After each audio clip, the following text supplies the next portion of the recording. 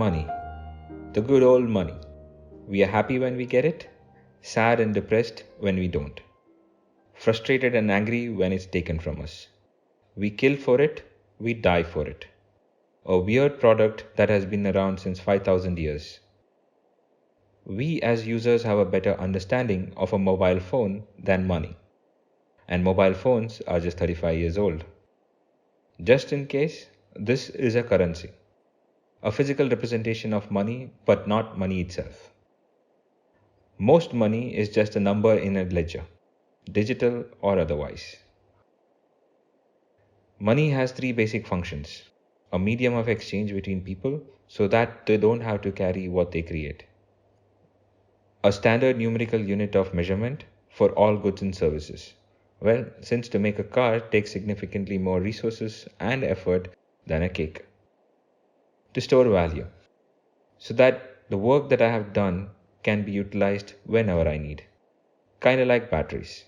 So, how is it screwed? Let's start. In India, the cumulative inflation rate from 2012 to 2021 is 69.81%. That is, if we had earned 30,000 rupees per month in 2012, it is equivalent of earning 50,000 per month in 2021. What this feels like? Common sense dictates it shouldn't be. Money system is an alternate for barter system.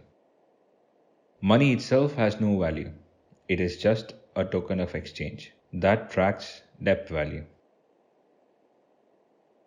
The work we provide is the real value, and when we do, we get a token of debt. So why is it when there is a crisis or demand-supply issue, the price of the product we help build can be adjusted, but not the debt we are owed? The work we had put in certainly did not change.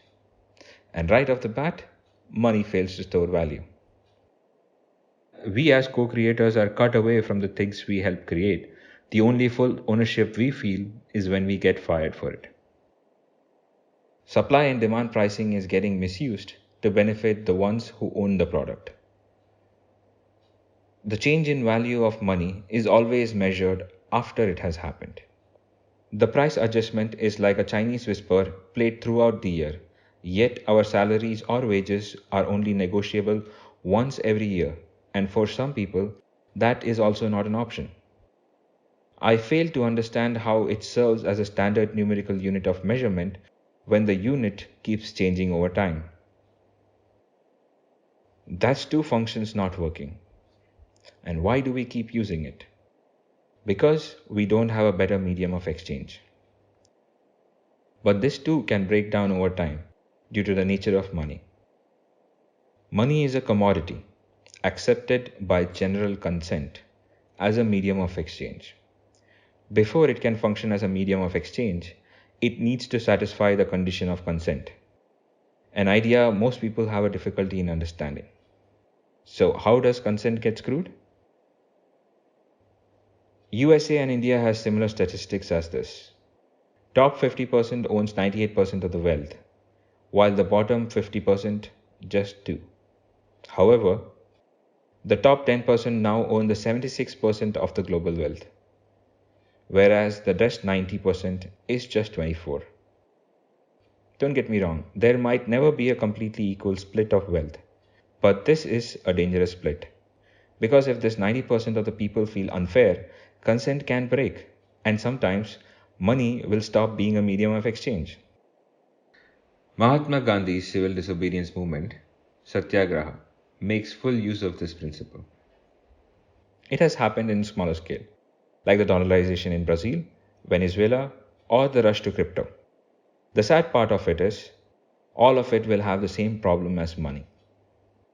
And it has happened in larger scale, but you need to know what to look for. Money might seem faceless, but it really is not. Let's imagine this differently. If money was a car, the performance of it will be largely dependent on what's under the hood. And what's under the hood is the government. You guys thought I'll say the economy, right? Economy is just the flow and performance of all the cars put together. The fuel is the consent. What is the consent we give? We give our consent to be directed, that is, to work for the good of the society we live in. We trust that we all will be led to create a better life for each other. And when that trust breaks, so does consent. As of now, where we are born defines which constitution or authority we end up consenting to. I mean, we never really had a choice, did we? I say constitution as it gives the government the role of safeguarding trust of its citizens.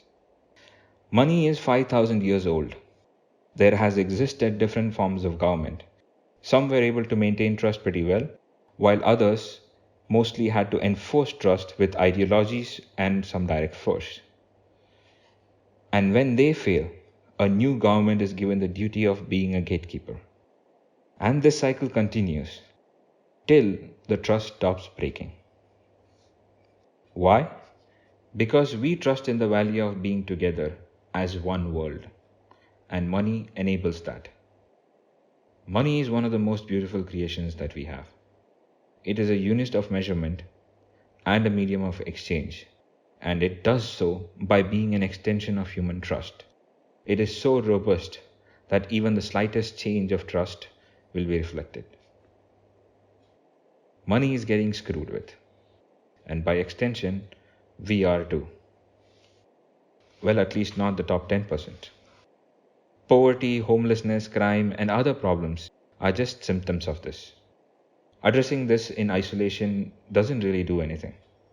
Just observe social polarization. It is groups just trying to figure out different ways to solve for trust within the society, with the things they believe would be better. Because the government who was to safeguard trust is failing.